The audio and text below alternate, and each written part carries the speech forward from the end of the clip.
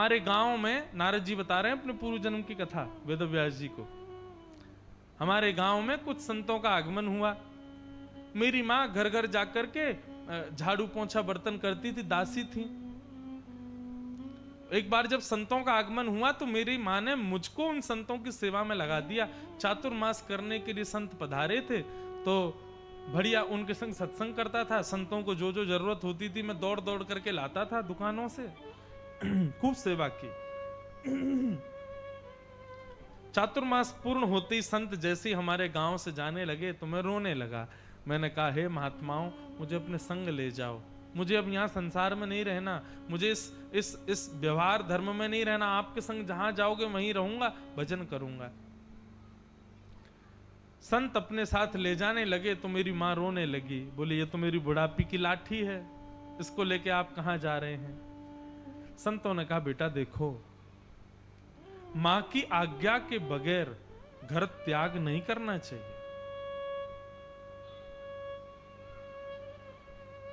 सन्यासियों को भी, विरक्तों को भी आज्ञा है कि यदि वो धर्म शास्त्रों का प्रवचन कर रहे हो और उसके मध्य में यदि उनके पिता आ जाएं और वो उनको सर झुका करके प्रणाम ना कर पाए तो कोई दोष नहीं है। लेकिन विरक्त सन्यासी आदि अपने समस्त संसार के बंधनों से मुक्त जो हो चुके हैं, यदि वो धर्म ग्रंथ का प्रवचन कर रहे हैं और उस मध्य में जन्मदात्री मां आ जाए, दंडवत प्रणाम का अधिकार है, उस मां को प्रणाम करो। कुपुत्रो जायेत क्वचिदपि कुमाता न भवति।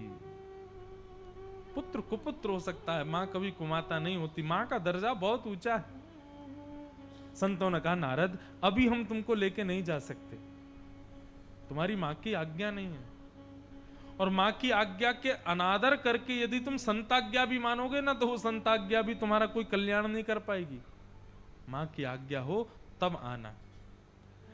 नारद जी महाराज बोले, मैं अपनी मां के पास ही रुक गया। संतों ने एक श्लोक दिया था, नमो भगवते तुभ्यं वासुदेवाय धीमहि प्रद्युम्नाय निरुद्धाय नमः संकर्षणाय च।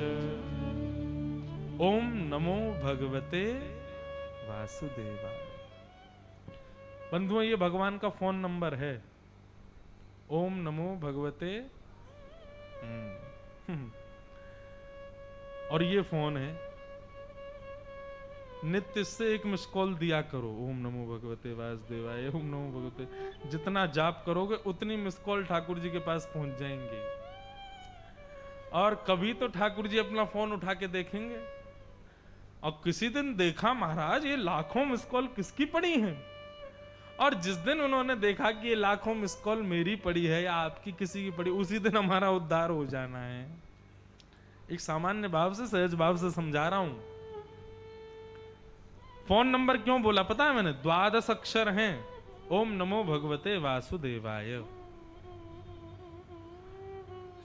और जब आप किसी को फोन करते हैं तो 10 अंकों का नंबर होता है, लेकिन जब विदेश में फोन लगाते हैं तो 12 अक्षर का नंबर होता है।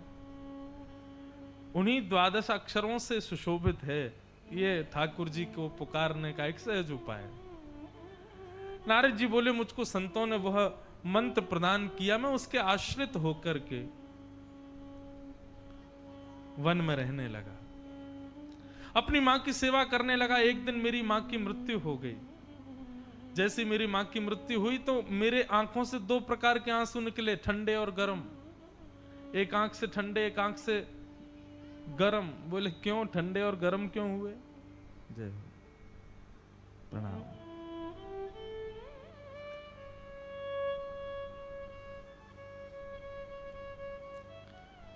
नारद जी महाराज कहते हैं, शोक में जब रोते हैं ना तो गर्म आंसू आते हैं, लेकिन प्रसन्नता में जब रोते हैं तो ठंडे आंसू आते हैं।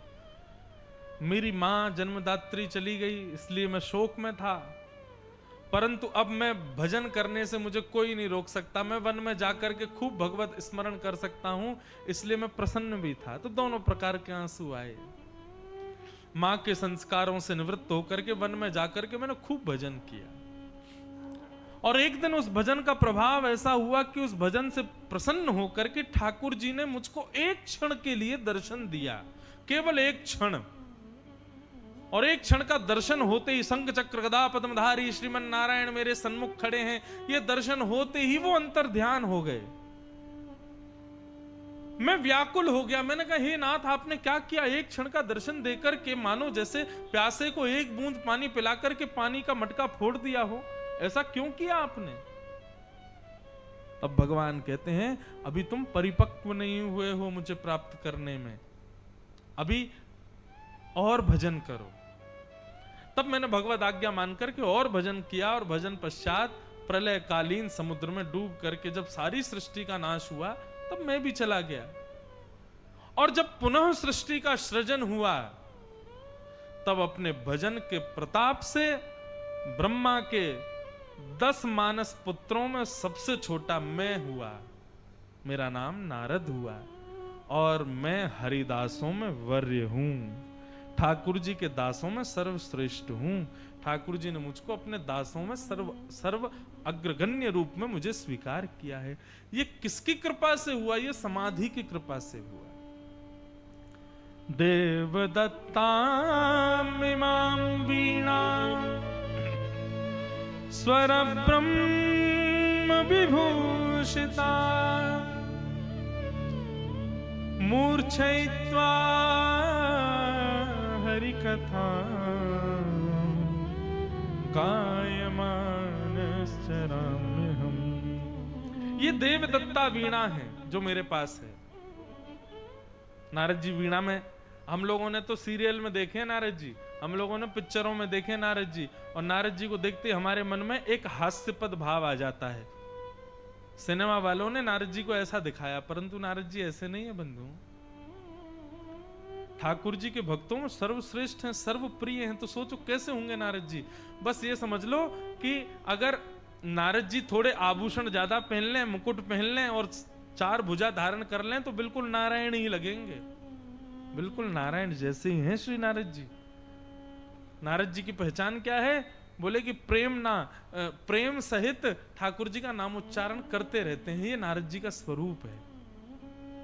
और नारद जी वीणा को धारण करके रखते हैं। नारद जी कहते हैं ये वीणा मेरी देवदत्ता वीणा है, मतलब भगवान ने प्रसन्न होकर के मुझको ये वीणा दी है, ये मैंने कहीं से खरीदी नहीं है। वेदव्यास जी बोले भगवान ने प्रसन्न होकर तुमको दी? बोले हाँ। ऐसा क्या किया था आपने? नारद जी बोले लंबी कथा है, सुनाऊं? बोले सुनाओ। और नारद जी बता रहे हैं कि भगवान ने प्रसन्न होकर वीणा कैसे दी। हे वेदव्यास जी, एक बार ना वैकुंठ में एक संगीत का बहुत बड़ा कार्यक्रम हुआ। उस कार्यक्रम में तीनों लोकों से देवी देवता ऋषि महान जन सबको आमंत्रण भेजा गया, सब गए। मैं कैसे पीछे रहता? वैकुंठ में कोई भी कार्यक्रम हो मैं तो सबसे आगे बैठता हूं जाके। भगवान शेष शैया पर पौड़े हुए थे, शेष नाग पर पौड़ करके उस संगीत के कार्यक्रम का आनंद ले रहे थे। इतने में ही मैं पहुंच गया और जाकर के ठाकुर जी को प्रणाम करके शेष शैया से कमर लगा करके बैठ गया।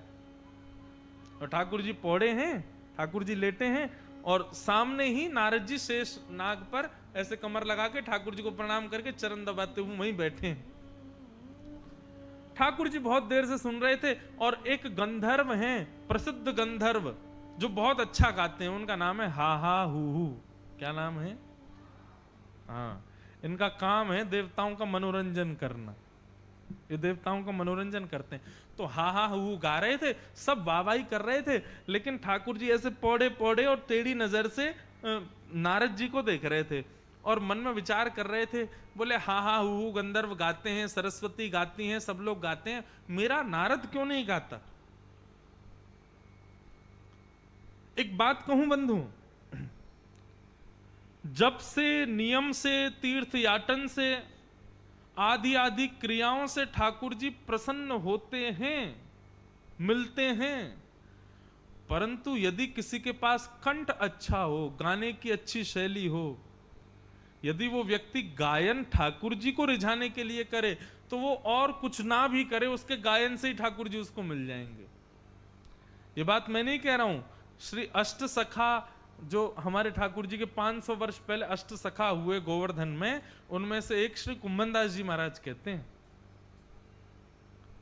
और श्री कुंभनदास जी महाराज तो ये तक कहते हैं कि व्यक्ति अपने गुणों को संसार को ना बेक करके, मतलब अपने गुणों से संसार को ना रिझा करके, यदि अपने उन गुणों से ठाकुर जी को रिझाने का प्रयास करे तो उसके गुण से ही ठाकुर जी उसको प्राप्त हो जाएंगे। सूरदास जी के प्रसंग में आता है कि सूरदास जी को एक गुण था, और वो गुण ऐसा था कि सूरदास जी के पास नेत्र नहीं थे, लेकिन जब सूरदास जी बाल अवस्था में थे तो पेड़ के नीचे बैठे रहते थे, अपने गांव के बाहर, अपनी कुटिया के बाहर, माता पिता सब घर में रहते थे, सूरदास जी पेड़ के नीचे बैठे रहते। अब 5 लोग चर्चा करते हुए जा रहे हैं, अरे भैया हमारी तो भैंस खो गई है, मिल ही नहीं रही, जाने कहाँ चली गई है, वहां चरने गई थी अभी तक मिली नहीं। तो सूरदास जी बोलते, भैया सुनो, वो पीछे एक तालाब है ना? बोले हाँ। उसके पीछे एक खिरक है? बोले हाँ, वहीं तुम्हारी भैंस घूम रही है, जाओ ले आओ। और लोग दौड़ करके जाते तो पहले तो विश्वास नहीं करते, बोले इसको तो आंख नहीं, इसको दिखाई देता नहीं, ये कैसे बता सकता है। लेकिन सूरदास जी जिसको जो बताते थे वो सत्य होता था। कोई आके पूछता, महाराज मेरा ब्याह कब होगा? सूरदास जी बोल देते, उत्तर दिशा की लड़की आएगी, ऐसे स्वभाव वाली होगी, इस तारीख को इतने बज के इतने मिनट पर तुम्हारा ब्याह संबंध पक्का हो जाएगा। कोई गर्भवती माता के प्रणाम करती, सूरदास जी उसको कह देते कि तुम्हारे गर्भ से तो ठाकुर जी का दिव्य भक्त होगा। ये तब की बात है जब सूरदास जी श्री हरि प्रिय नहीं हुए थे, ठाकुर जी के प्रिय नहीं हुए थे, बाल अवस्था थी सूरदास जी की। स्थिति ये हो गई कि महाराज सूरदास जी के यहां भीड़ लगने लगी। उनके पिता ने जाकर सूरदास जी से कहा, सूरदास ये फ्री फोकट का काम मत किया करो, आइंदा से एक रकम रखो, जिसको भी अपना भविष्य जानना है वो इतना रुपया दिया करे, तब उसका भविष्य बताना। तो सूरदास जी महाराज हाथ जोड़ के बोले, यदि ये कला मैंने संसार में आके सीखी होती तो पिताजी इसको संसार में बेच देता, लेकिन इस कला को तो ठाकुर जी ने मुझको युक्त करके भेजा है, इस कला को मैं संसार को बेचूंगा तो मैं कोई वैश्या से कम नहीं हूं।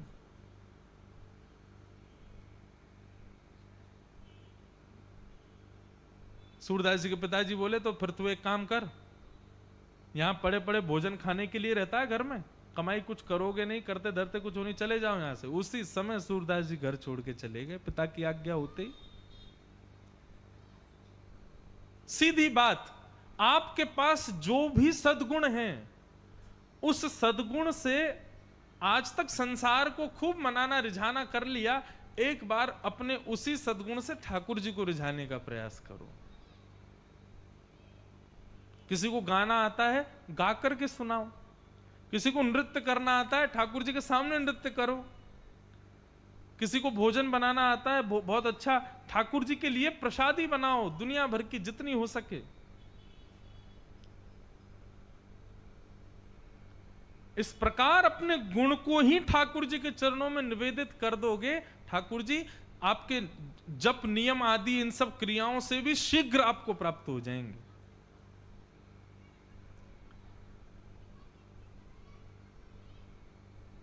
ठाकुर जी ने नारद जी की ओर देखा, बोले यदि मेरा नारद गाने लग जाए तो मुझे बड़ा सुख मिलेगा। तो ठाकुर जी ने नारद जी को ऐसे अपने पैर के अंगूठे से स्पर्श किया, तो नारद जी महाराज उठ के बैठ गए। बोले भगवान क्या आज्ञा, आपने मुझे बुलाया? तो ठाकुर जी बोले कि नारद तुम क्यों बैठे हो यहाँ पे? बोले संगीत का कार्यक्रम हो रहा है, सुनने के लिए बैठे हैं। बोले सुनने के लिए तो बैठे हो, लेकिन तुमसे गाना तो आता नहीं है। नारद जी बोले गाना नहीं आता, सुनना तो आता है।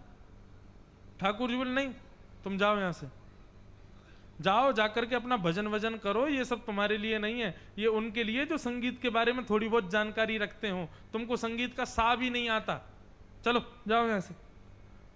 इतनी अवहेलना कर दी नारद जी ने कि नारद जी महाराज को बड़ी चुभ गई ठाकुर जी की बात। और नारद जी उठ के जाने लगे, सारी देवी देवता देख के हंसने लगे, बोले बताओ ये नारद सबसे आगे आके बैठ जाता है, आज ठाकुर जी ने ही भगा दिया। तो नारद जी को लगा ठाकुर जी के वैकुंठ में संगीत के कार्यक्रम होते ही रहते हैं और मैं हर बार के लिए अब मेरा नाम कट गया वहां से। क्या करूं? तो ठाकुर जी को प्रिय लगता है संगीत, इसलिए नारद जी महाराज चित्रकेतु के पास गए और चित्रकेतु से जाके बोले, विश्व में सबसे सुंदर संगीत का ज्ञाता कौन है? चित्रकेतु बोले, हिमालय पर्वत पर एक उल्लू बैठा है, वो संगीत का सबसे बड़ा विद्वान है। नारद जी बोले, उसका पता बताओ। पता लेकर के नारद जी पहुंच गए और उस उल्लू से बोले, आप मुझे संगीत सिखाओ। और उस उल्लू के यहां रह करके नारद जी ने 2000 वर्ष तक संगीत सीखा, कहीं कोई कमी रह ना जाए मेरे स्वर में। उस उलूखल से जब संगीत सीख करके जाने लगे, तब भी नारद जी को अपने अंदर कुछ कमी लगने लगी, तो फिर महादेव के पास गए, शंकर जी से जाके बोले, प्रभु अब कुछ दिन आप भी मुझे संगीत सिखाओ। तो 1000 वर्षों तक संगीत की विद्या शंकर जी ने भी दी। 3000 वर्ष की संगीत साधना के बाद नारद जी ऐसे परिपक्व हो गए थे महाराज, जैसे ही वो कोई राग गाते थे, उस राग का माहौल अपने आप बन जाता था। किसी को रोग हो जाता था, नारद जी उसके सन्मुख बैठ करके केवल गायन करते थे, उनके गायन मात्र से रोग दूर हो जाता था। किसी के कोई बिगड़े काम हो, कहीं अग्नि लग जाए, कहीं बारिश ना हो रही हो, नारद जी बैठ करके वहां गायन कर देते थे, तो उसी मात्र से सबका कल्याण हो जाता था। गायन तो बहुत अच्छा हो गया नारद जी का, लेकिन अभिमान आ गया अंदर। अब तो मैं हा हा हू से भी ऊपर निकल गया, अब तो मैं सरस्वती से भी ऊपर निकल गया, अब मुझसे बढ़िया संगीत का कोई ज्ञाता नहीं है दुनिया में। और जैसे ही अभिमान हुआ, नारद जी महाराज बोले, अब जाता हूं, जाकर के वैकुंठ में ऐसा स्वर छेड़ूंगा, ऐसा स्वर छेड़ूंगा कि ठाकुर जी अपनी शेष शैया से उठ करके मेरा स्वागत करने लगेंगे। मेरा अपमान किया था ना ठाकुर जी ने। अभिमान युक्त होकर के जैसे ही नारद जी जाने लगे, ठाकुर जी मनी मन सोचने लगे, नारद अभिमान नहीं, और अब नारद का अभिमान टूटना चाहिए। वैकुंठ की ओर जाने लगे थे। 3000 वर्ष बाद ठाकुर जी का दर्शन करने जा रहे थे नारद जी, तभी मार्ग में एक बहुत सुंदर नगर दिखाई दिया। सुंदर सुंदर स्त्रियां घूम रही थीं, सुंदर पुरुष घूम रहे थे, सुंदर सुंदर बालक, मतलब उस नगर में कोई ऐसा था ही नहीं जिसका रूप अच्छा ना हो, सब सुंदर थे। नारद जी महाराज देख करके अचंभित हो गए, भाई इतना सुंदर लोग मैंने कभी नहीं देखे अपने जीवन में पहले। लेकिन हर एक व्यक्ति सुंदर तो है, लेकिन उसका अंग प्रत्यंग डिफेक्टेड है। किसी का हाथ टूटा हुआ है, किसी का पैर टूटा हुआ है, किसी का कान कटा हुआ है, किसी की उंगली नहीं है, किसी के पैर की उंगलियां नहीं है, कोई लंगड़ा के चल रहा है, आदि आदि। ऐसा मतलब कोई भी बिल्कुल व्यवस्थित नहीं था वहां पे। नारद जी महाराज एक व्यक्ति के पास गए, बोले भैया बहुत सुंदर नगर है, बहुत सुंदर आप सब लोग हो, यहाँ के एक भी ऐसा नहीं है जिसकी सुंदरता ना हो। क्या आंखें हैं, क्या नाक है, क्या ओठ है, क्या सुंदर ग्रीवा है, आप सब लोगों के सुंदर स्वरूप वाले हो, परंतु आप सब लोगों के हाथ पांव टूटे हुए क्यों हैं? कोई महामारी आई थी क्या यहाँ पर? वो व्यक्ति कहने लगा, बोले भैया ये इस नगर का नाम है संगीत, और हम सब लोग राग रागनियां हैं, संगीत में गाए जाने वाली राग रागनियां। अब जैसे ही सुना संगीत और ये सब राग रागनी, नारद जी महाराज तो दंडवत प्रणाम करने लगे। अभी अभी संगीत सीख के आए हैं। बोले आपका नाम? बोले मैं भैरव राग हूं। वो भीम पलासी राग घूम रहा है, और जिसका हाथ नहीं है वो यमन है, जिसका कान कटा हुआ है वो जय जयवंती है। सारे राग घूम रहे थे। नारद जी महाराज बड़े प्रसन्न हो गए, बोले लेकिन भगवान आप सब लोगों के हाथ पांव क्यों टूटे हुए हैं? राग रागनियां बोले क्या बताएं, एक नया नया गायक हुआ, उसका नाम है नारद। ऐसा तोड़ मरोड़ करके उल्टा सीधा करके हमको गाता है कि हमारे हाथ पांव टूट गए हैं। हम सब उसी की खोज कर रहे हैं, जिस दिन हमको नारद मिल जाएगा उसकी जीभ काट देंगे हम, ताकि जीवन में कभी गा ना पाए। आपने कभी देखा नारद को? नारद जी महाराज बोले नहीं, मैंने नहीं देखा। भागे वहां से बचा के, बोले इनको कोई बता नहीं दे मैं ही नारद हूं। और नारद जी सीधे कहां गए? हा हा हु गंधर्व के पास, और जाकर के चरणों में प्रणाम करके बोले बोले अब आप लोग मुझे संगीत सिखाइए। हा हा हु गंधर्व के सन्मुख जाके जब बिल्कुल नतमस्तक हो गए, अभिमान नष्ट हो गया, तब हा हा हु गंधर्व ने कहा, बोले अरे नारद, आपसे बड़ा संगीत का कोई ज्ञाता नहीं है। अरे मैं अभी संगीत की दुनिया में सारे राग रागनियों को टूटा फूटा देख के आया हूं, वो सब मुझे खोज रहे हैं। बोले सब भगवान की माया है, आपके अभिमान को दूर करने के लिए ठाकुर जी ने ऐसा किया था। नारद जी पीछे पलट करके देखो, जैसे ही पीछे देखा शंख चक्र गदा पद्मधारी नारायण वहीं खड़े हैं और कहने लगे, नारद अब विलंब मत करो, जल्दी कुछ गा करके सुनाओ। और श्री नारद जी महाराज ने ऐसा राग छेड़ा, ऐसा राग छेड़ा, एक स्वर गाते ही भोपाली, एक स्वर गाते ही ठाकुर जी के रोए खड़े हो गए। ठाकुर जी तुरंत गए, बोले अरे मैं कुछ देना चाहता हूं नारद को, मुझे इतना आनंद आया नारद का स्वर सुनकर, मैं कुछ देना चाहता हूं। इतने में बगल में बैठी थी सरस्वती, वीणा वादन कर रही थी। सरस्वती जी से कहा कि आप अपनी वीणा दे दीजिए, मैं इसको उपहार के रूप में नारद को देना चाहता हूं। तब सरस्वती ने वीणा भगवान को दी और भगवान ने देव दत्ताम इमाम वीणाम स्वर ब्रह्म विभूषिताम मूर्छयित्वा हरि कथाम गायमानश्चराम्यहम्। बोलो भक्त वत्सल भगवान की। और फिर नारद जी का एक कार्यक्रम वैकुंठ में किया गया। जैसे ही नारद जी महाराज आए, 33 कोटि देवता चारों ओर बैठे हैं, बीच में शेषनाग पर भगवान बैठे हैं, और नारद जी महाराज ने ऐसा स्वर गाया कि 33 कोटि देवता तो क्या, तीनों लोक नृत्य करने लगे। और उन तीनों लोकों के मध्य में अपनी चतुर्भुजाओं के साथ में चतुर्भुज नारायण भी नृत्य करने लगे। मैं जाऊं तोरे चरण कमल पे वारी, मैं जाऊं तोरे चरण कमल पे वारी, मैं जाऊं तोरे चरण कमल पे वारी, मैं जाऊं तोरे चरण कमल पे वारी। ओ राधा रमण गोवर्धन धारी, राधा रमण गोवर्धन धारी, राधा रमण प्यारे कुंज बिहारी, राधा रमण प्यारे कुंज बिहारी। शरणागत हूँ द्वार तिहारी, मैं जाऊं तोरे चरण कमल पे वारी, मैं जाऊं तोरे चरण कमल पे वारी। मैं जाऊं तोरे चरण कमल श्री राधा रमण लाल की।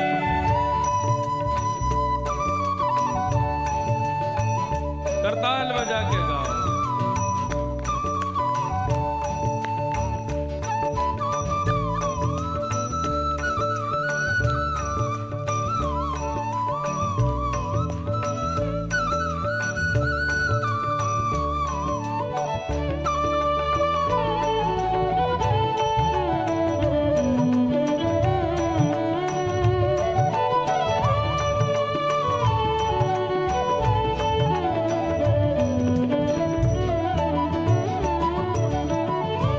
ठाकुर जी को संगीत बहुत प्रिय है।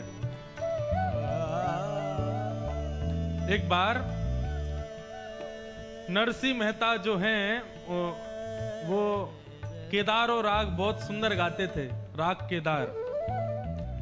उनके राग केदार को सुनकर के ठाकुर जी इतने प्रसन्न हुए कि नरसिंह मेहता को कह दिया, तुमको जब भी मेरा दर्शन करना हो ना, तुम राग केदार गाया करना। नरसिंह मेहता राग केदार गाते थे और पूरा पंढरपुर सुनने के लिए आता था, पूरा सब लोग इकट्ठे होते थे उनको सुनने के लिए। और नरसिंह मेहता जब गाते थे तो उनके भाव को सुनकर के ठाकुर जी अपनी माला गिरा देते थे। परंतु एक दिन नरसिंह मेहता ने किसी से बहुत सारा कर्जा ले लिया, उसका कर्जा नहीं चुका पा रहे थे, तो उसने कहा कि भाई तुमको कुछ गिरवी रखना पड़ेगा, नहीं तो मैं तुमको छोड़ूंगा नहीं।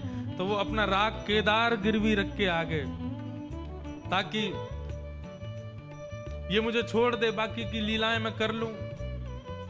राग केदार को गिरवी रख करके आ गए।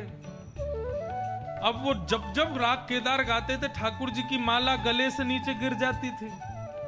आज बहुत सारे लोग नरसिंह मेहता की परीक्षा करने आए थे कि बोले देखें तो सही वास्तव में ये सत्य है कि नहीं।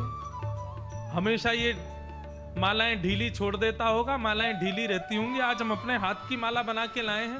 यदि इनका राग सुनकर के ठाकुर जी ने आज माला गेर दी तो समझ जाएंगे कि ठाकुर जी सच में प्रसन्न होते हैं। और संभवतः आज ही वो अपना राग गिरवी रख के आ गए थे कि मैं राग नहीं गाऊंगा जब तक तुम्हारा कर्जा नहीं चुका दूंगा। अब महाराज वो बैठे बैठे दुनिया भर के राग गाए, लेकिन उन्होंने केदार नहीं गाया। और जब तक केदार गाएंगे नहीं, ठाकुर जी की माला गिरती नहीं। ठाकुर जी बोले भैया आज अपने भक्त का मान बचाना है, इतने सारे लोग परीक्षा के लिए बैठे हैं और ये आज राग केदार गिरवी रख के आ गए हैं, गाएंगे नहीं तब तक मेरी माला गिरेगी नहीं।